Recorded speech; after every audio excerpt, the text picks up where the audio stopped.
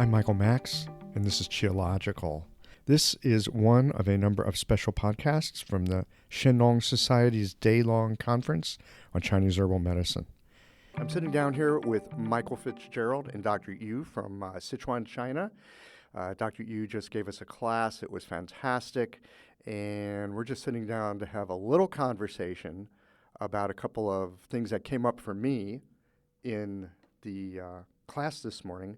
I want to mention, too, for any of you out there that are herbalists, Dr. Yu's second book, Walk Along the River, has just been released. There's copies of it here. There's copies of it on the Big River of Books, and of course you can get it from Eastland Press. If you're an herbalist, this is a book that you got to have. And this is the second version, so there's 2 volumes. It's delicious reading. All right, so we're going to get into it here. We've got Michael Fitzgerald working as the official translator. That's what it says right on his label here. And these conversations come to you through the generous support of our sponsors and members. All the sponsors here provide helpful products or services that you'll find beneficial in your clinical work. Want to get better at treating concussions and other neurological conditions? Clayton Shu has some innovative methods. Blue Poppy, your new one-stop shop, has speedy shipping options on everything that you need for your clinic. Later in the show, Jane offers you helpful suggestions on how to raise your rates, and Golden Flower Chinese Herbs shares a journey of healing that I think you'll recognize. Do be sure to visit the sponsors page on the Qiological website to take advantage of all the special offers our terrific sponsors have for listeners of the podcast. Picture this. Your clinic is buzzing with patients, and then you realize that you're down to your last box of needles. No need for panic, because Blue Poppy, your one-stop shop for all your acupuncture needs, they ship orders received before 3 p.m. on the same day. With a quick visit to Blue Poppy's website, you can order premium needles, herbal formulas, and that special Dr. Bob's oil that your patients love. Blue Poppy understands practitioners can't keep patients waiting. That's why they strive to get you what you need when you need it. From high-quality Chinese herbs and formulations to acupuncture supplies and clinical essentials, Blue Poppy has served practitioners for nearly 40 years with products that meet the highest of standards. Discover everything Blue Poppy has to offer by visiting www.bluepoppy.com, and don't forget to subscribe to their mailing list for exclusive offers and more. Ever found yourself listening to a Qiological conversation and thinking, wow, I needed to hear that? Yeah, me too. And I never know when I'm going to hear a guest say something that stops my world and reboots it with a larger perspective.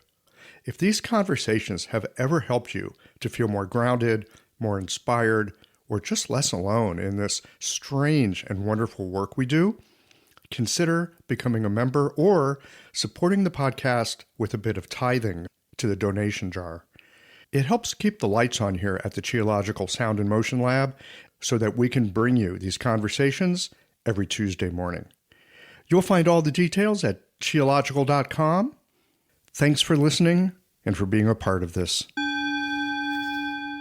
Hey there, I'm Cameron Jafari, an acupuncturist from Los Angeles. So I started learning nanopuncture from Dr. Clayton Shu because I was facing these complex neurological conditions like stroke and MS in my clinic, and I just felt like I lacked a solid process to treat them.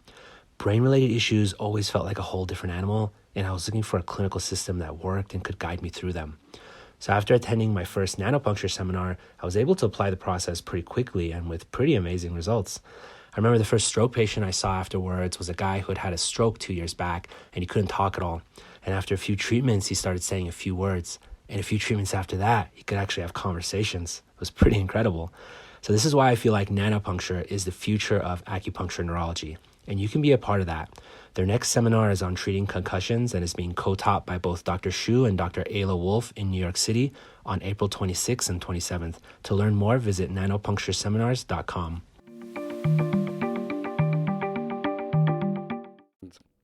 Let's begin. Dr. Yu, 谢谢你来美国给我们讲课. Thank you so much for coming here to America and teaching us these classes. I have a couple of questions. 我现在有几个问题. 几个问题. So the first one is in listening today to you give us a lecture.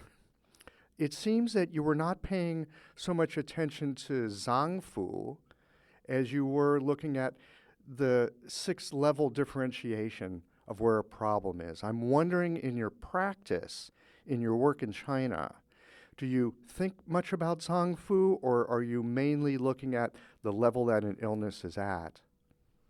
Good afternoon, everybody. 于老师，他想第一个，他有两个问题。第一个问题就是关于你今天讲课比较重视这个六经辩证，而不是我们美国还有大陆。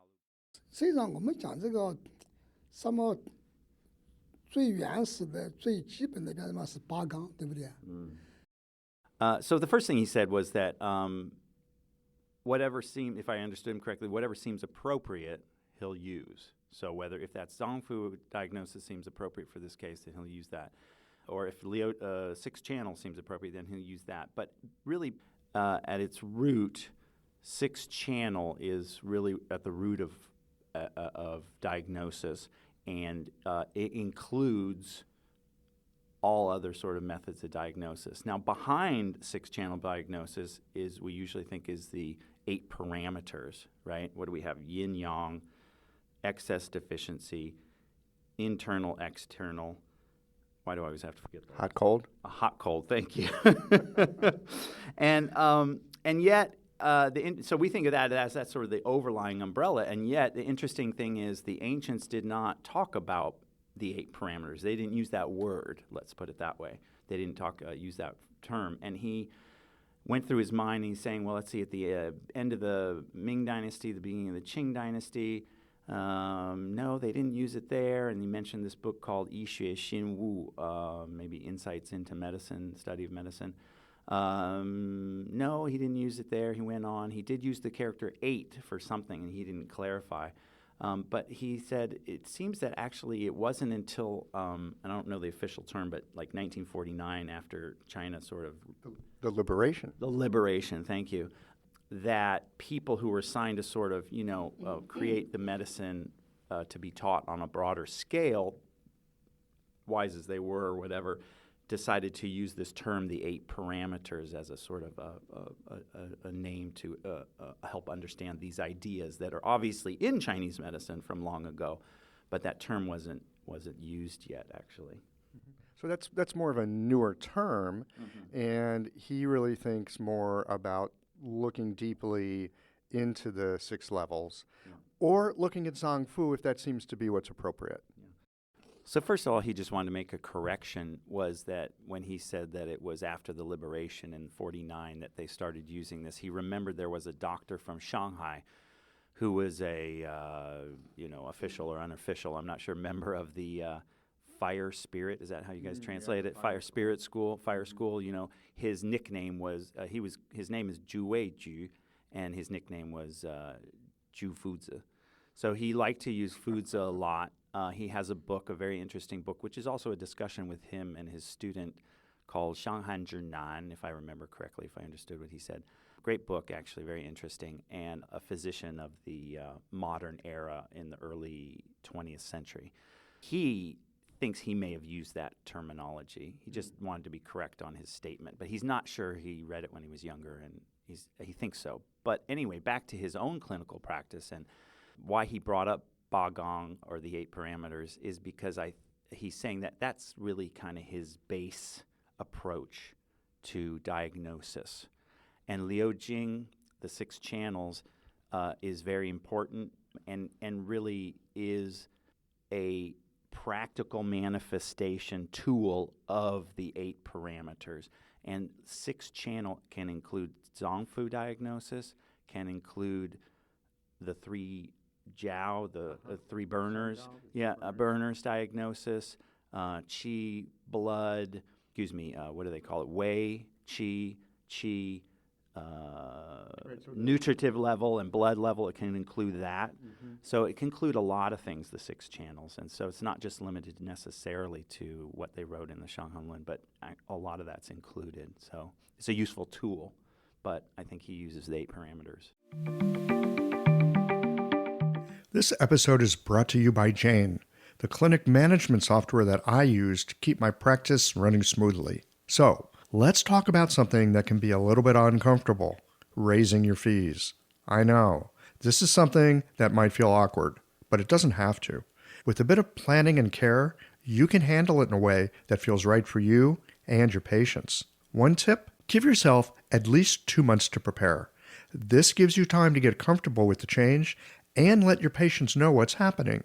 You can share the news through emails, booking reminders, or even just a friendly little sign in your clinic, and avoid over-apologizing. Instead, keep it straightforward and matter of fact. Keeping things consistent across the ways that you communicate can really help avoid confusion. Fee increases aren't always easy, but you're not on your own here. For more tips and ideas on how to communicate these changes with confidence, check out frontdesk.chain.app and look for the article, How to Tell Your Clients You're Raising Your Fees. Oh, and one last thing, if you're ready to give Jane a try, use the code CHIALOGICAL for a 1-month grace period on your new Jane account. I might be hitting on this point a little too much, but I just want to ask one other question about the Liu Jing, about the 6 channels, and that is, when we look at the 6 channels, so for example, today we were talking about Wan, so that is a Jueyin Fang, right? It's a Jueyin formula. And when I think of Jueyin, there's a wood aspect to Jueyin, right? That's the liver, and there is the fire aspect to Jueyin, that would be the pericardium. And I'm wondering if he gives much thought to differentiating, is this the wood side of the Jueyin, or is this the fire side of the Jueyin? I mean, we could go through all the channels that way, right? There's the, like for the gallbladder, there's the wood aspect. I mean, for the Xiaoyang, there's the wood aspect, which is gallbladder, and then there is the fire aspect, which would be the triple burner. So I'm wondering if that comes into his thinking in the work that he does. 他想问你在临床的时候，或者看病辩证论治的时候。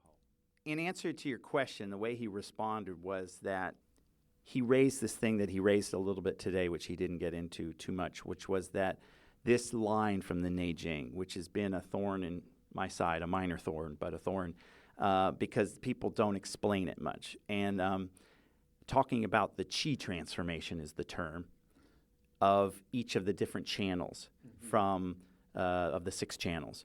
And there's a line that says Xiaoyang and Tai Yin, how to translate this, it may not be the best, but are to be seen from their root or treated from their root. Now, Xiaoyang's root is fire. Yes. And Tai Yin's root is cold damp. So that's how you're going to treat illnesses of that nature. Basically, again, this is umbrella sort of talk, but if you understand my meaning, it's a general thing. From fire for Xiaoyang and from cold damp from Tai Yin. The next line is that Taiyang and Xiaoyin can be treated from their root or their branch, meaning the root of either one is, the root of Taiyang is cold, and the branch is yang, and so it could be have a yang heat aspect, and the Xiaoyin's just the opposite, right? The root is fire, heat, and its branch is a yin channel, so it could have a cold aspect of it. So that's the unique pairing of where it could go either way. And when, as an example, we have something like Ma Huang Foods the Xixin Tong, pure, very, very warming, Guizhi Foods Tong, things like that, which are very cold, treating cold with warm herbs. Or you have the other side of it, of the Xiaoyin, which could be heat, like a Huanglian Ejiao Tong. So those 2 channels could go either way. Their manifestations can go back and forth between this hot or cold sort of thing. The next one, which is sort of special, the next grouping is Yangming and Jueyin. They don't go from the root, which in Jueyin would be wind or wood, and then the root of Yangming would be dryness, heat, and they don't go from their branch, which I have to think about all this. It gets a little confusing, but that's a yin. One's a yin channel, one's a yang channel, or something. They go from their middle, and the middle here actually means their internal-external relationship organ is what it means. So for Jue Yin, that would be Xiaoyang and fire. So it's to be treated through or looked at in a way that it could change to fire. And from Yangming, that actually the middle would be spleen, would be Tai Yin and cold damp. So I asked him, I said, hey, look, I have to understand this, your perspective on this, because it's what I interpret, but nobody's ever laid it out, is if, for example, we have a Baihutang syndrome, and we say, yeah, well, I mean, that's Baihutang presentation. I got to give you Shigao and Zhimu and Gansao and rice. But once I clear that, I should be on the lookout to see if this person's spleen is really out of imbalance too, and then see what happens and consider that it might go there. And he said yes, that is true. That's the meaning of those lines. So I don't know where we went after that. There was a lot, but... Well, that is a lot, and it answers my, well, in some ways it answers my question, and in some ways it really raises a lot of questions for me with how I think about things clinically in terms of looking at the Liu Jing, of looking at these 6 conformations, and paying attention to, you know, the yin or the yang, well, not the yin or yang aspect, but like which of the 5 element correspondences it's also connected to. And this piece about, do we treat it from the branch or treat it from the root or treat it from the middle? I hear you say this today and I go, oh my goodness, this is, I mean, I could probably spend the next 3 years in clinic trying to parse this out. I'm wondering if this connects to this idea that we have of open, close, and pivot. 所以你刚说的这句话，关于这个气化，还有流经的气化，太阳、小阴、小阳、太阴等等，是吗？ So basically, he said that he feels like this is kind of a word game. That he feels like this idea for him does not have a lot of clinical value. For example, you know, tie-in or spleen conditions are internal.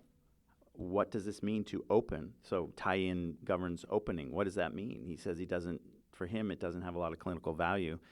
He doesn't see where somebody who's got, now he didn't mention this, but, you know, the lung is the other side of tie-in. Maybe it relates to that. But for tie-in spleen conditions, this idea of opening does not have a lot of meaning for him. And he raised other examples of how, for example, Xiaoyin is the pivot. For Xiaoyin disease, we're talking even deeper, more persistent sort of cold deficiency type things. How does that have to do with the pivot? To him, it was something that people have written about but never ever put it into a practical application.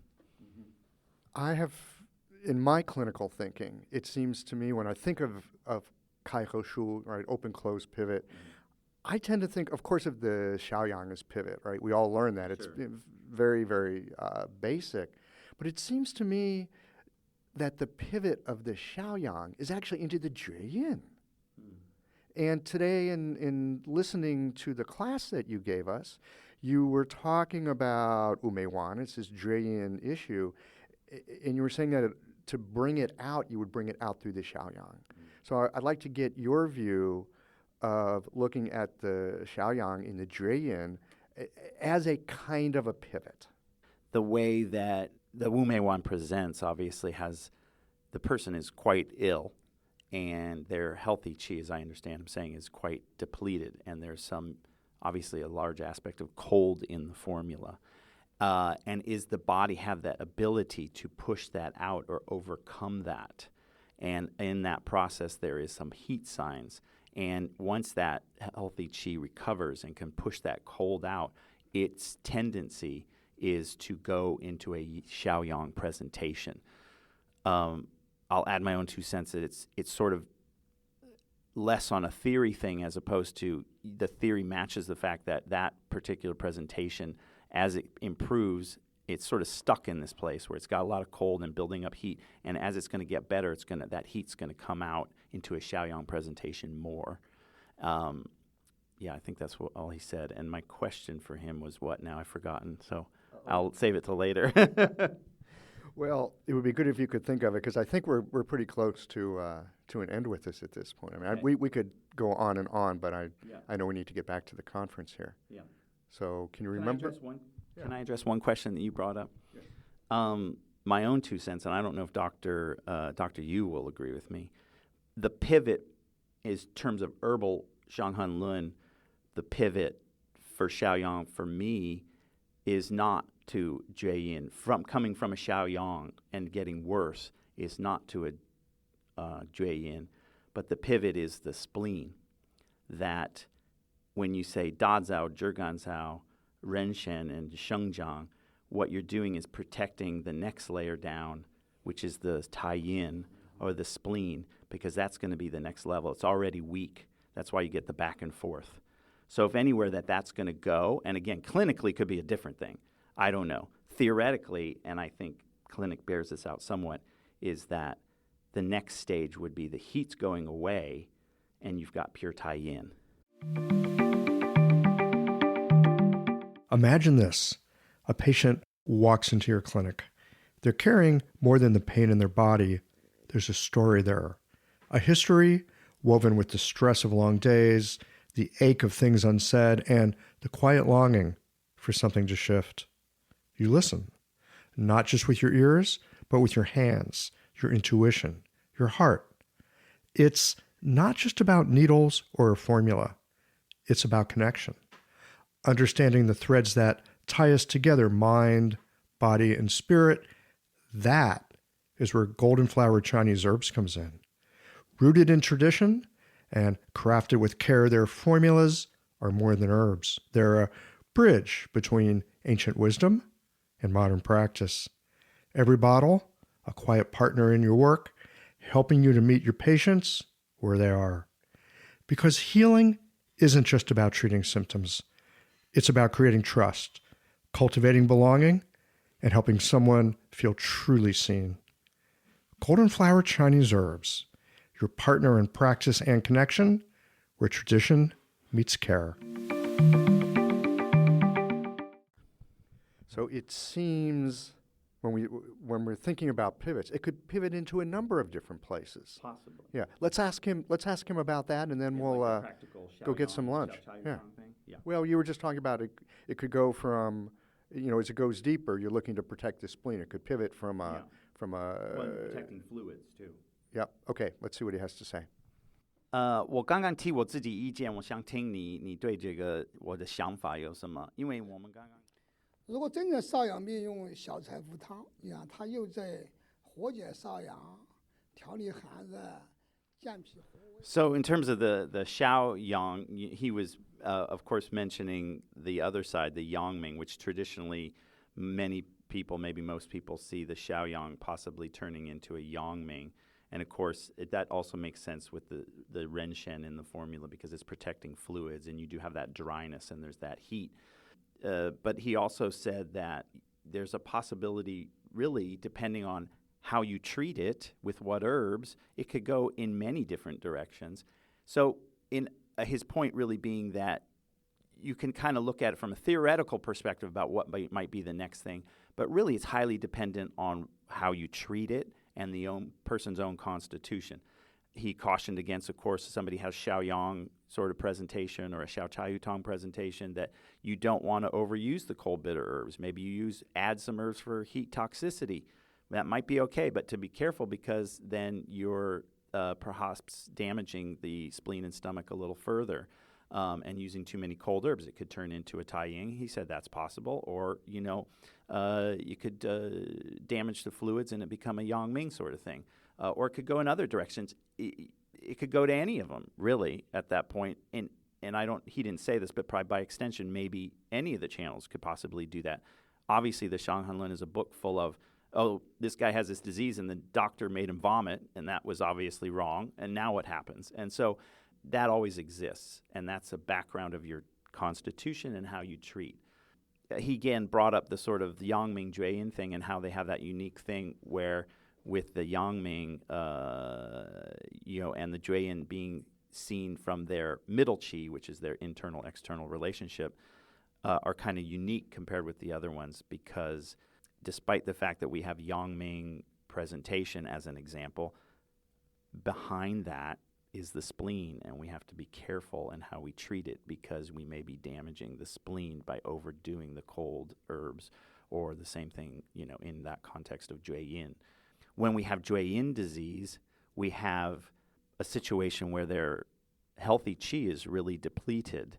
And again, it's a turning point in its own way where are they going to be able to push out of that? And in which case, as he mentioned earlier, it may go towards a Shaoyang presentation. But at that point, when it's Jueyin, we have to support the healthy qi. And in that case, there's foods in Ganjiang, there's a lot of yang warming herbs, but as he mentioned in class, there's a lot of wu mei, and that's the chief herb, right, which is very traditionally considered fluid. And that brings up the subject, which is a different thing, of the relationship between fluids and yang qi. Well, that would be a wonderful discussion, but I think we're going to have to save it for another day. So, Michael, Dr. Yu, thank you so much for sitting down for a few minutes to go over this. I've thoroughly enjoyed this conversation. I hope we get a chance to speak again. And all y'alls out there that are herbalists and you've been enjoying this, again, I cannot more highly recommend A Walk Along the River, #1, and now #2.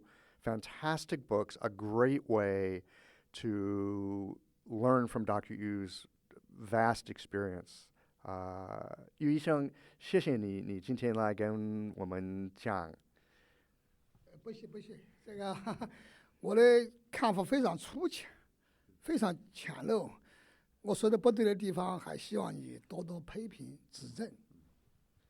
He says, thank you. He enjoyed being here, and he wanted to say, my understanding of some of these things can be some shallow sometimes, and if you guys have any criticism or corrections, please, he welcomes that. So, and thank you again, and thanks from me, Michael. Yeah, thanks to all of you, and thanks to the translators of the book as well. It's been a real team effort. Fantastic stuff.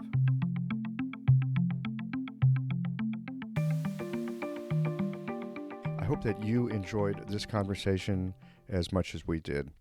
As we were closing this up, turning off the microphones, winding up the cords, the conversation kind of kept going to the point that I decided to plug everything back in, and we've got a little more of this interview with Dr. Yu, and that's going to be coming to you in another day or two. So if you have enjoyed this, tune in again later for a little bit more of that. And also, our friends over at The Lantern listened to this interview, and they have graciously sent along an article by Liu Duzhou that came out in The Lantern a few years ago on the subject of qi transformation, of the Liu Jing, the 6 levels, and the 5 movements. And it very much gets into some specific detail that other great doctors like Liu Duzhou have thought about and considered on this particular topic. So if you've enjoyed this conversation and you want to know more about this, read the article. It's on the show notes page. Thanks to our friends at The Lantern for that. Well, here we are at the end of this episode. If you've listened up to this point, you're either a rabid fan of Qiological or the forward button on your podcast player stopped working. If you are indeed a fan of the podcast, you can help us to bring new episodes to our community of practitioners by supporting us with a membership or a one-time contribution. Details, of course, are on the website. That's it for today, friends. Join us again next Tuesday for another thoughtful episode of Qiological.